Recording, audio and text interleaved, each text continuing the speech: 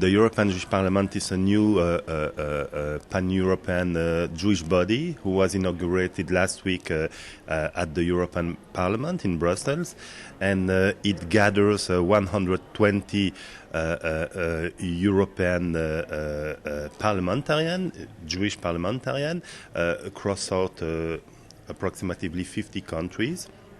And the people were elected by Jewish community in Europe. So more than 400,000 people voted to elect their own representative. And the number of parliament depends on the importance of the Jewish community. For instance, in France you have 9 or 10 members, and in other countries where the Jewish community is smaller, you have 1 member.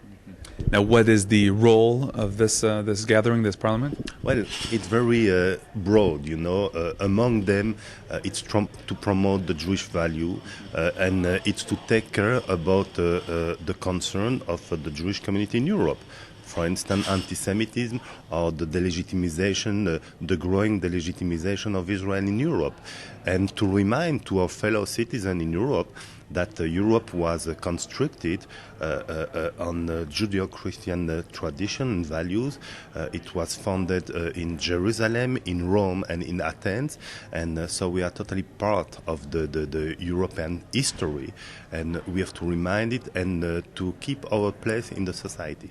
Now, you're here at the gathering of the Conference of Presidents of major American Jewish organizations. How do you compare between your challenges in Europe and the challenges that you're hearing here at this conference of the American Jews? Well, they are probably the same, but at different level.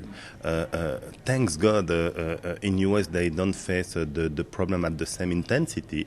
When I speak about antisemitism, mainly in Western Europe, we saw the increase, the surge of antisemitism from this last decade.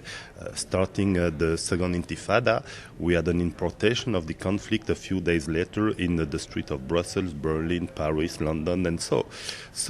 But we have the same focus. We have the same concern, and Conference of Presidents is also dedicated to promote Jewish values, and to strengthen the relation between the different Jewish organizations, and that's also one of our concern, and one of our objectives is to extend our hands to different European Jewish bodies, or European or local, and to work together to promote the Jewish interest in Europe.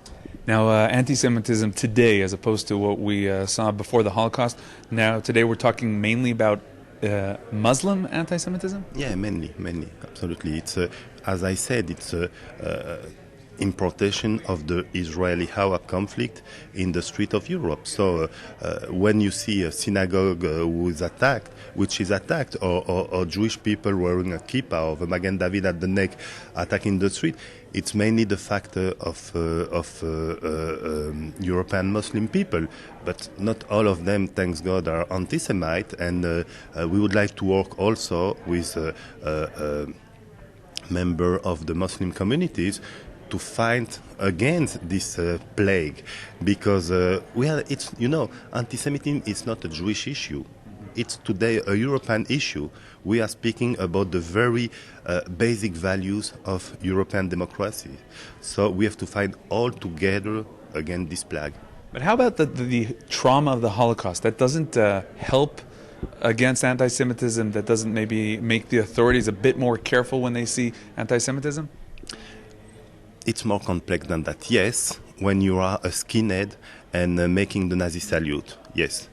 But when you are coming from North Africa, people not always make the link. And if you want to enter this discussion, we have to speak about 2 European guilt: the guilt of the Shoah and the guilt of colonialism.